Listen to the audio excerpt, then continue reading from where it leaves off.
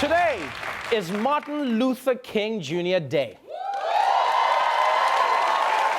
A day when Americans celebrate a civil rights icon.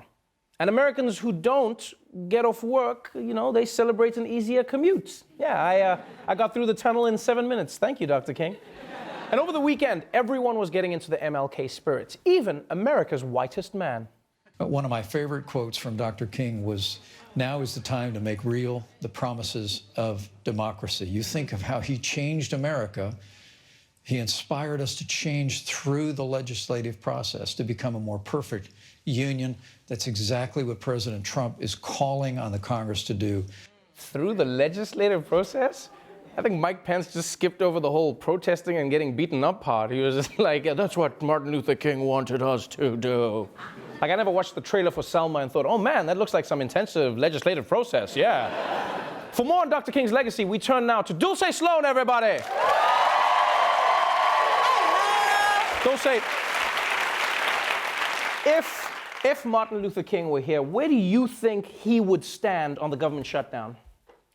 I think he would stand inside because it's too damn cold. Why is Martin Luther King Day the coldest day of the year? I mean, why can't we celebrate him in July, then we can, you know, march outside and have a cookout? Yeah, but then it wouldn't be on his birthday. Oh, so a black man can't have two birthdays? It's 2019, Trevor. I thought we moved past this.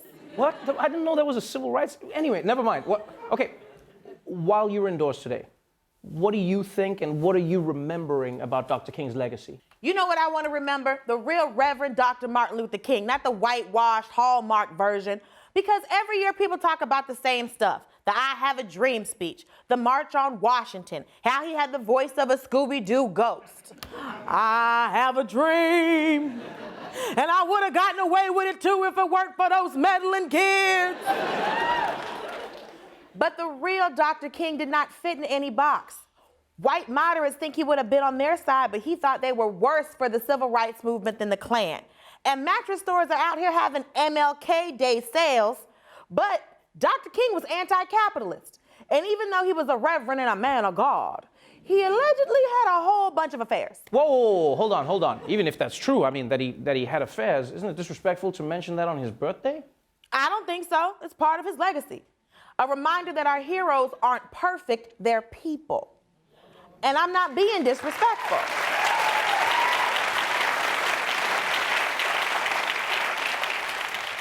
Just the opposite. MLK was out there getting it. And probably still could. I mean, if he showed up on my Bumble, I'd take him to the mountaintop and the valley low. I've never thought of MLK on Bumble. Well, he wouldn't be on Tinder. That man had class. If everyone knew that fighting for civil rights could get you some, a lot more people would fight for equality, equal pay, voting rights, and whoever can stop black people from getting shot by the police will tonight, okay?